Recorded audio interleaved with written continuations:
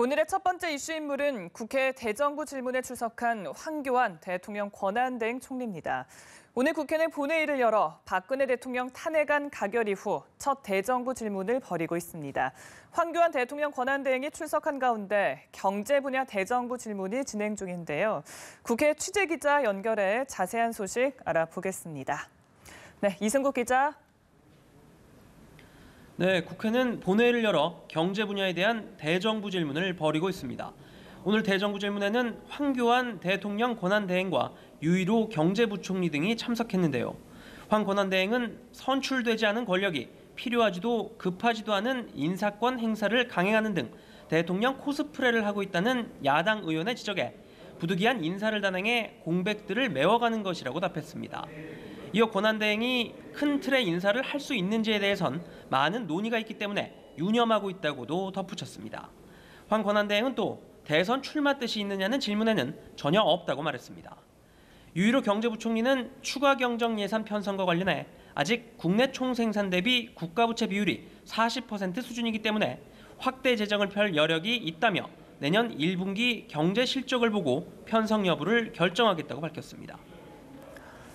네, 한편 새누리당 비주류가 유승민 비대위원장 제안이 거부된 것으로 보고 이번 주 중 집단 탈당을 선언하겠다고 밝혔죠.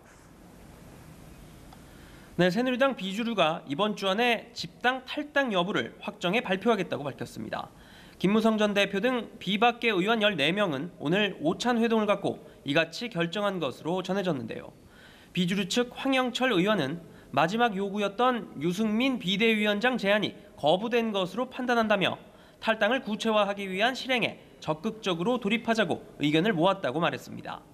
탈당 규모에 대해선 20명 이상은 분명히 될 것이고 원내 교섭단체를 구성할 것이라고 설명했습니다. 앞서 새누리당은 의원총회를 열어 유승민 비대위원장 추대 문제를 논의했는데요. 2시간 반 넘게 논의가 이어졌지만 당 개혁에 전권을 진 비대위원장으로 유 의원 추대를 추진하는 비주류 측에 주류 측은 받아들일 수 없다는 뜻을 고수하며 입장차만 확인했습니다. 특히 의총에 불참한 유 의원은 왜 자신이 비대위원장이 돼야 하는지 어떤 혁신 프로그램을 갖고 있는지 설명해달라는 정우택 원내대표의 요청에 대해 경선도 아닌 비대위원장 선출에 정견 발표를 요구하는 것은 최소한의 예의도 없는 것이라며 강한 불쾌감을 드러냈습니다.